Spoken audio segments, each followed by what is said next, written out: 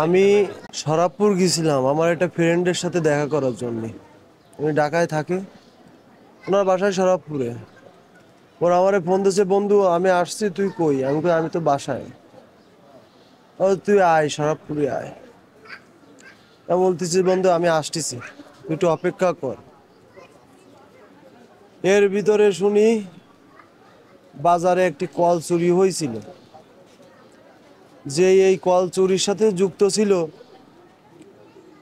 সে 24 ঘন্টায় গাজার ভরেই থাকে আর ভাঙাড়ির ব্যবসা করে। তার নাম হলো মুকুল শিকদার। এখন এই কল অপরাধের কারণে তারে এলাকার লোকজনে ধরছিল। ধরার পরে তারে মানে অনেক মারধর করেছে, মানে সে মারধরের দেখা যায় না, সে পাগল ছাগল মানুষ। প্রচুর মারধরের পরে কল চুরির ওই ফাংশনের পরে ওরে এলাকার যে কিছু লোকজন আছে, যারা এলাকায় বর্তমান সময়ে যারা লুটপাট করতেছে, যারা সাধারণ মানুষকে হুমকি ধামকি দিচ্ছে, বাড়ি ছাড়া করতেছে, এরা ওরে বলেছে যে আমার ইউনিয়নের চেয়ারম্যান যে মারা গেছিল, এই চেয়ারম্যানের সাথে কারা জড়িত তুই জানিস, তুই বল। ও পাগল বলেছে, স্যার আমি ভাঙাড়ি ব্যবসা করে খাই, আমি এসবের কিছু জানি না।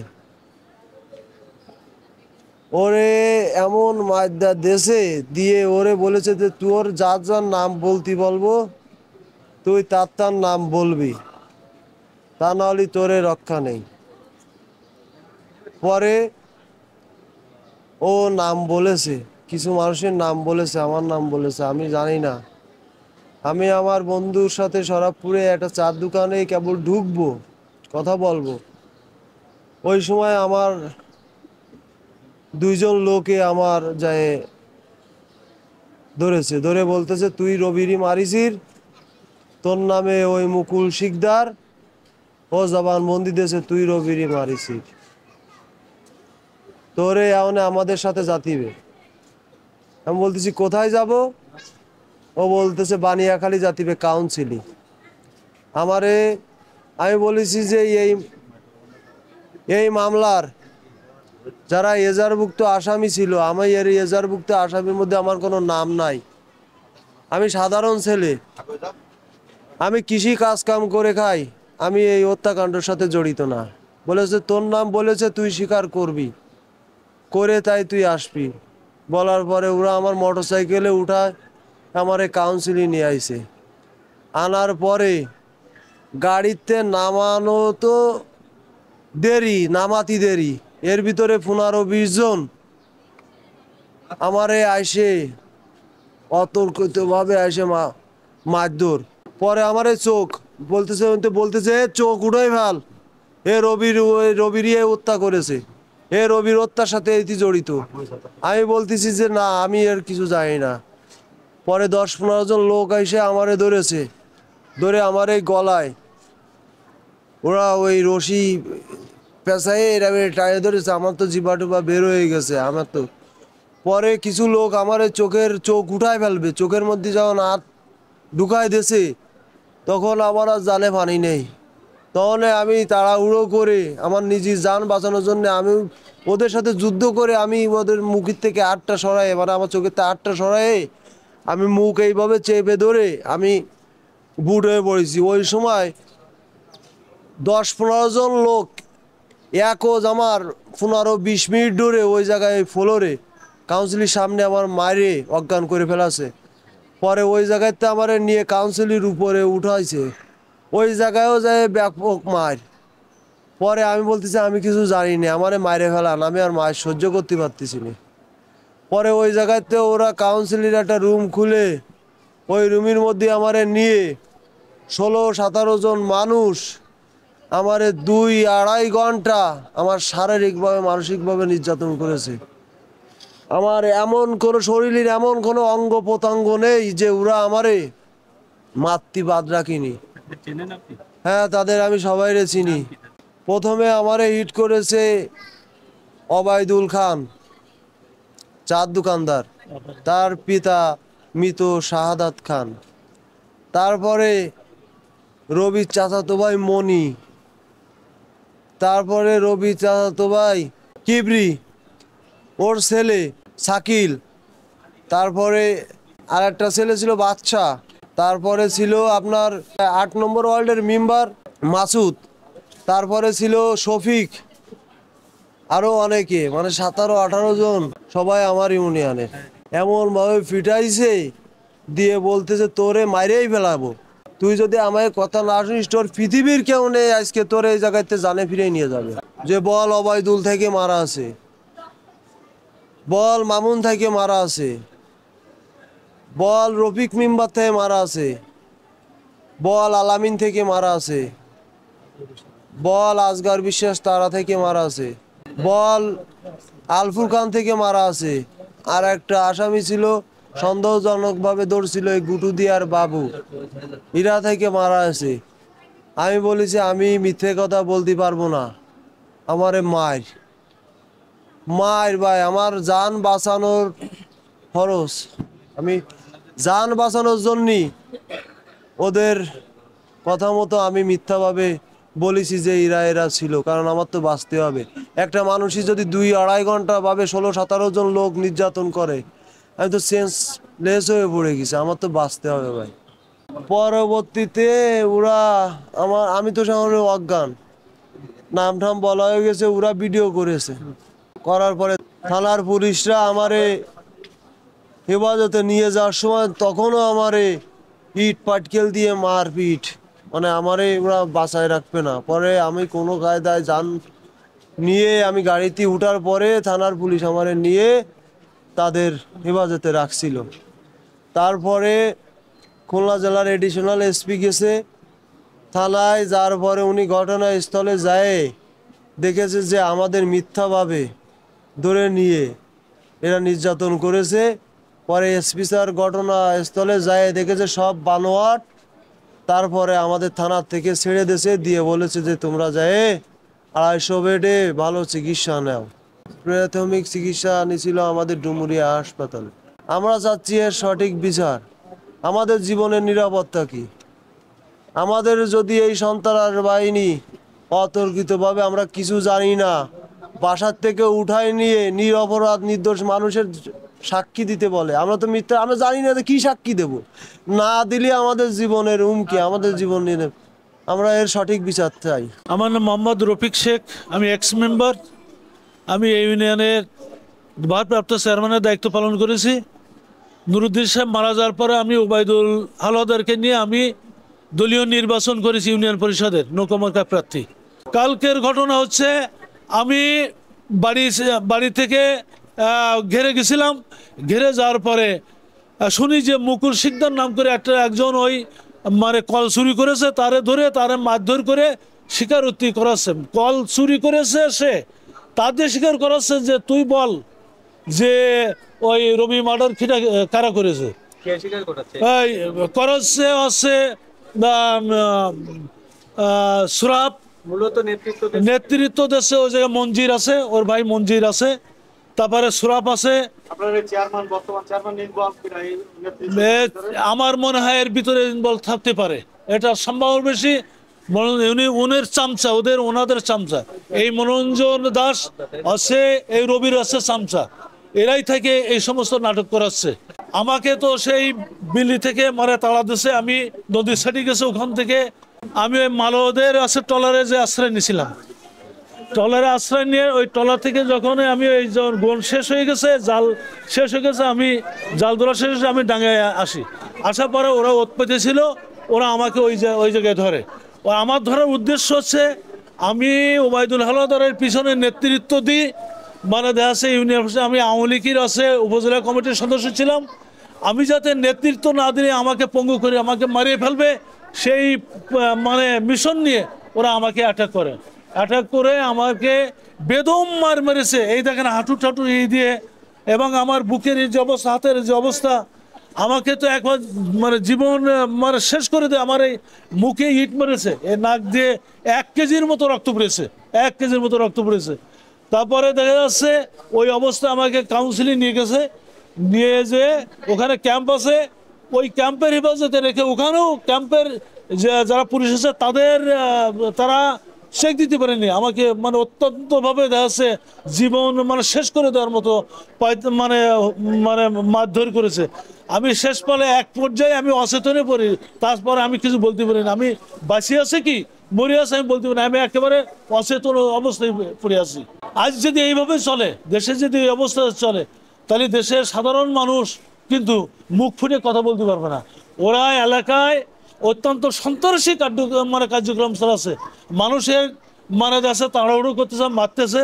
সবার কথা একই কথা যে ওই উবাইদুল হাওলাদারের মানে পিছনে যারা আছে তাদেরকে একটাও ইউনিয়নে রাখা যাবে না, সবারই বেদম মারপিট করে ওদেরকে ইউনিয়ন ছাড়া করতে হবে। আমাদের রাত্রি ওই পুলিশ গেল এবং আমার ইউনিয়ন কাউন্সিলই ওখানে আমরা মানে ওই যে ক্যাম্প ছিল, ক্যাম্পে আমাদের সেনাবাহিনীর কর্মকর্তারা ওখানে গেল, সেনাবাহিনীর লোকজন যে আমাকে ওখান থেকে উদ্ধার করে আমাকে নিয়ে গেল আছে ডুমুরি হসপিটালে। ডুমুরি হসপিটাল ওখানে আমার নিরাপত্তা মনে করিনি, ওখানে থাকলে হয়তো আমার আরও ক্ষতি হতে পারে, সেই জন্য ওখান থেকে ডুমুরি হসপিটাল থেকে আমাকে এই 250 বেডে ট্রান্সফার করেছে। আমি সে 250 বেডে আসি আমি এখানে মানে চিকিৎসা নিচ্ছি।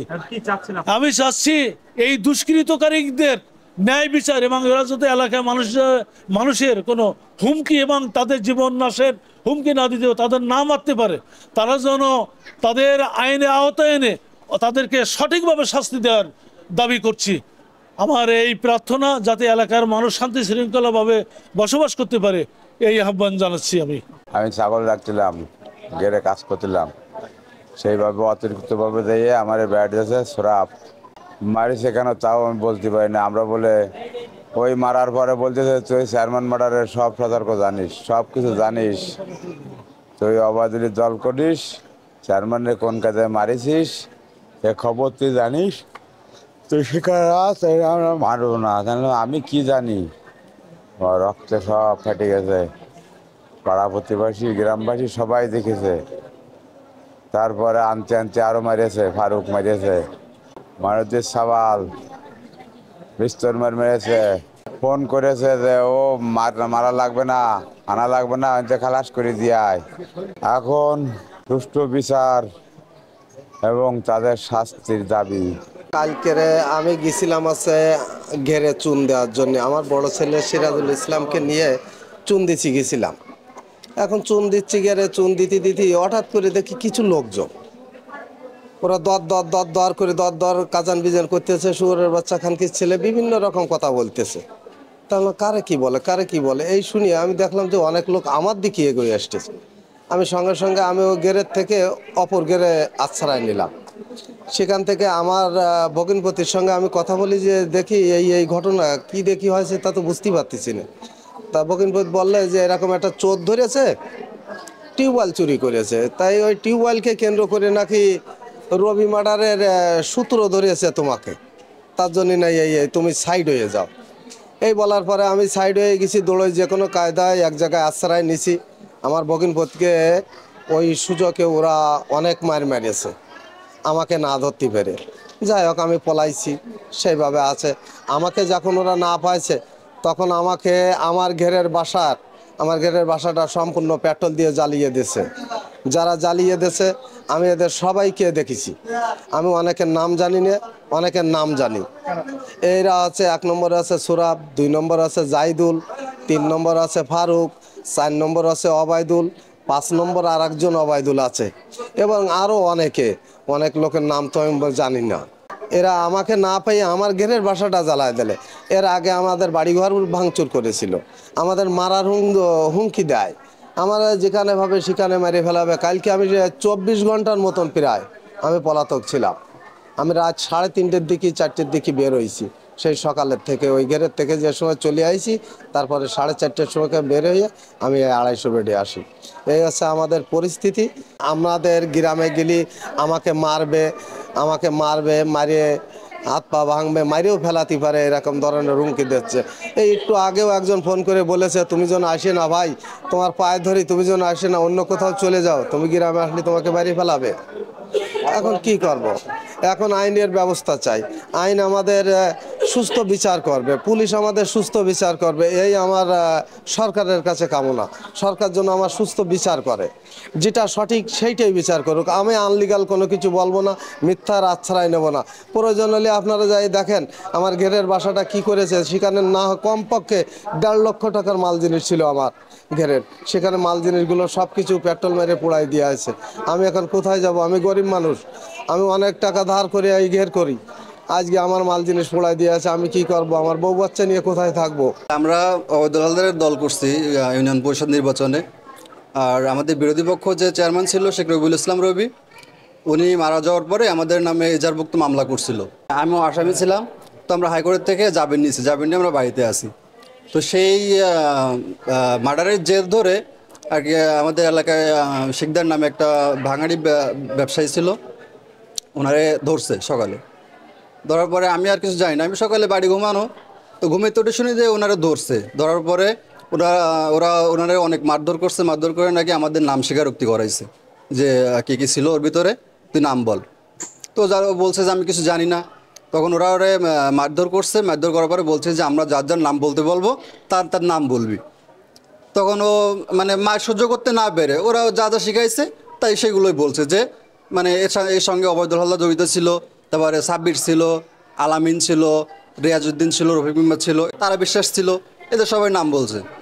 নাম বলার পরে ও তো মায়ের খাইতে না পেরে, সহ্য করতে না পেরে আর কি ও বলে দিছে। আর ও তো মানে মানসিকভাবে মেন্টাল, অনেক গাঁজা সেবন টেবন করে, এই জন্য মেন্টাল। আর ওরা মারধর করে আমাদের নাম স্বীকার করাইছে। তো আমরা যখন শুনতে পারলাম যে আমাদের নাম বলছে, ওরা অনেক লোকজন সহ আমাদেরকে ধরতে আসছে, তখন আমরা যান বাঁচানোর জন্য আমরা পলাইছি।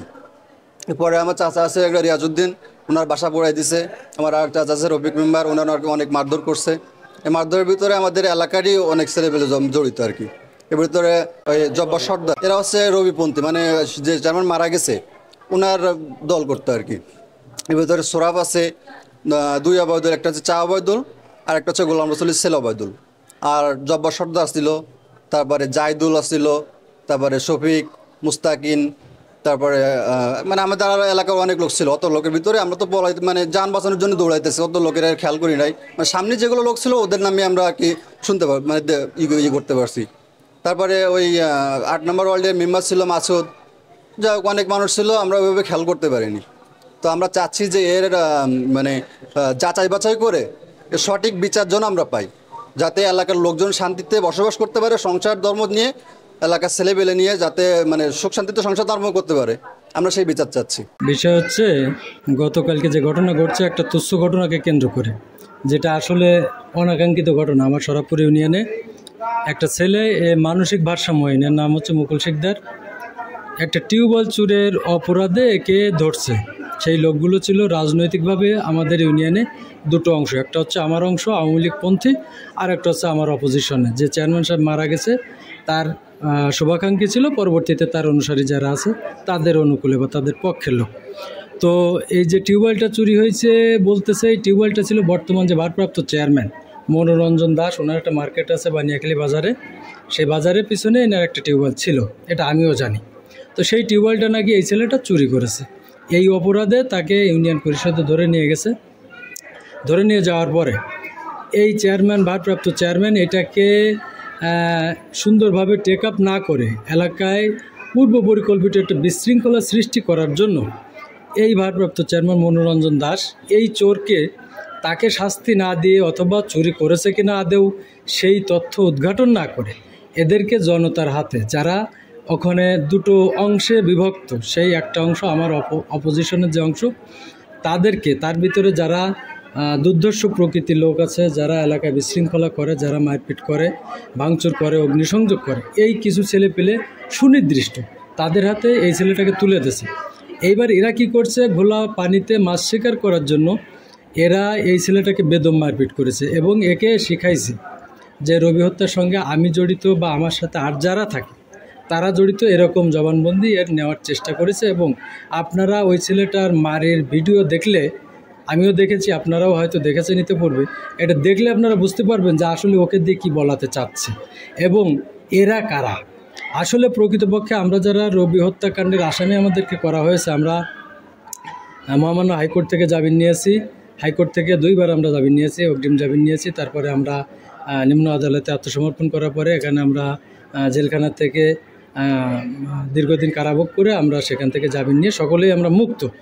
দীর্ঘদিন যাবত আমরা এলাকায়, আমি এলাকায় না থাকলেও আমার লোকজন এলাকায় আছে, সকলে শান্তিপূর্ণভাবে বসবাস করতেছে।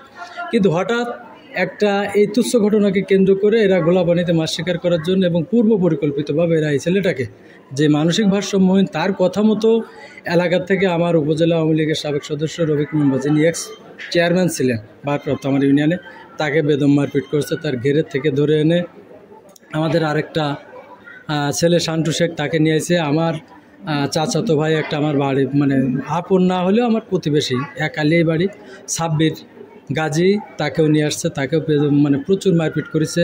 সুদীপ্ত রায় নামে একটা ছেলে, তাকেও মারপিট করেছে। এরকম 5 জনকে, মানে ওই ছেলেটা বাদে 5 জনকে তারা প্রচণ্ডভাবে, সেটা আপনারা তাদের মুখ থেকেই শুনতে পাবেন যদি আপনারা জিজ্ঞাসা করেন। আর হচ্ছে বিভিন্ন ভিডিও ফুটেজ আছে, আমি আপনাদেরকে দিয়ে সহায়তা করতে পারবো, দেখলে আপনারা বুঝতে পারবেন। তো তাদেরকে বেদম মারপিট করে এমন একটা পরিস্থিতি সৃষ্টি করেছে যে এলাকায় আমার নামে এবং আমার রাজনীতির নামে এবং আমার সংগঠনের নামে কোনো লোক থাকবে না ইউনিয়নে। ওদের মিশনটা হচ্ছে এরকম, এবং এটা ওদের অনেক পূর্ব পরিকল্পিত। সঙ্গত কারণে ওরা এই অঘটনটা, আর এর আগেও ওরা একাধিক বাড়িঘর আমার ইউনিয়নে ভাঙচুর করেছে, অগ্নিসংযোগ করেছে এবং লুটতরাজ। এদের মূল কাজ হচ্ছে একটা বাড়ি যে ভাঙচুর করলে ওই পরিবারে কেউ থাকে না, ওই ঘরে যা থাকে সব কিছু এরা লুট করে। এই হচ্ছে এদের পরিকল্পনা, এবং পরিকল্পনা মাফিক এরা এগোয়েছে। গতকাল আরেকটা ছেলে রেয়াজউদ্দিন নাম করে, তার ঘেরের যে ঘর, 3টে ঘের একসাথে, সেই ঘেরের ঘর মাল সামানা যা থাকে বাসার ভিতরে, সেটা আগুন দিচ্ছে দিনের বেলায়। তো এদের এই সমস্ত পরিকল্পনা এরা বাস্তবায়ন করে চলেছে। আমি অবশ্যই আপনাদের মাধ্যমে প্রশাসনের দৃষ্টি আকর্ষণ করি। সেটা হচ্ছে প্রশাসন গতকাল যে ভূমিকা নিয়েছে, সেনাবাহিনী সহ ডুমুরিয়া থানা পুলিশ এবং ওসি মহোদয় যিনি আছেন ভারপ্রাপ্ত কর্মকর্তা, তাকে আমি ধন্যবাদ জ্ঞাপন করি এই কারণে যে এই বিষয়টা একাধিকবার উনি এলাকায় লোক পাঠিয়েছেন, ওনার তরফ থেকে ফোর্স পাঠিয়েছেন, অফিসার পাঠিয়েছেন, সেনাবাহিনী গেছে। এই ঘটনাকে ওরা যেভাবে নিতে চাইছে, সাব্বিরকে দিয়ে যে জবানবন্দি ওরা করাইছে, সাব্বিরকে প্রচুর মারপিট করে তাকে মেরেই ফেলবে, তাকে এরকম বলছে, আমাকে বলছে যে এই আমলে কাউকে, আওয়ামী লীগের কাউকে মেরে ফেললে কোনো মামলা নেই, কোনো হামলা নেই, কিছু নাই, বুঝিস তো, তো তোরে মেরে ফেললেও কিছু হবে না। এই ভয় ভীত দেখিয়ে, মৃত্যুর ভয় দেখিয়ে ওর কাছ থেকে এই কথাগুলো বলাইছে। সে তার সঙ্গে আপনারা যদি কথা বলেন, প্রকৃত ঘটনাটা আপনারা পাবেন। আর আমি প্রশাসনের প্রতি কৃতজ্ঞ এই কারণের জন্য যে এই রবি হত্যাকাণ্ডের যে মামলা আমাদের নামে দেওয়া হয়েছে, মিথ্যা মামলা, এই মামলায় আমরা 7 জন এজাহারের, 1 জন হচ্ছে অজ্ঞাত আসামি, 8 জনকেই কিন্তু তদন্তকারী কর্মকর্তা রিমান্ডে, বিজ্ঞ আদালতে প্রেয়ারের মাধ্যমে রিমান্ডে নিয়েছেন আমাদের সকলকে। রিমান্ডে কিন্তু এই ঘটনার সাথে সম্পৃক্ততা আমাদের ওনারা খুঁজে পান নাই, সঙ্গত কারণে আবার উনি রিপোর্ট দিয়েছেন যে আমরা এই ঘটনার সাথে সম্পৃক্ত আছি কিনা, মর্মে যা যা লেখার ওনারা কিন্তু সেটা লিখে দিয়েছেন। তো এই ঘটনার সাথে অবশ্যই আমরা সম্পৃক্ত না, এবং পরবর্তীতে যাদেরকে এই যে সাব্বির অথবা ওই যে পাগল ছেলেটা মানসিক প্রতিবন্ধী, তার কাছ থেকে যে তথ্য নিয়ে এবং জবানবন্দি নিয়ে যাদেরকে ধরে এনে পিটাইছে, এদের কেউই এই ঘটনার সঙ্গে সম্পৃক্ত না, এটা প্রশাসন খুঁজে পেয়েছেন। সঙ্গত কারণে ওই মানে বুদ্ধি প্রতিবন্ধী ছেলেটাকে বাদ দেওয়া সবাইকে কিন্তু পুলিশ সসম্মানে ছেড়ে দিয়েছে।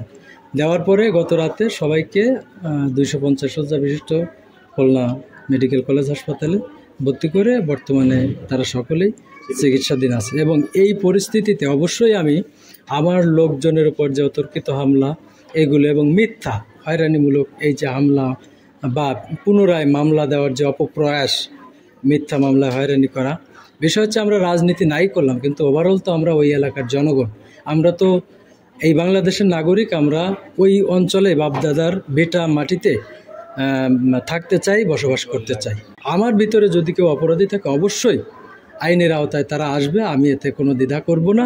কিন্তু আমার লোকজনের ভিতরে যদি কেউ অপরাধী না থাকে, তা বিনা অপরাধে এই মানুষকে জন্য, আমার দলের কাউকে জন্য আর হয়রানি না করা হয়, আপনাদের মাধ্যমে প্রশাসনের কাছে এবং বর্তমান যারা রাষ্ট্রীয় ক্ষমতা আছে তাদের কাছে আমার উদাত্ত আহ্বান।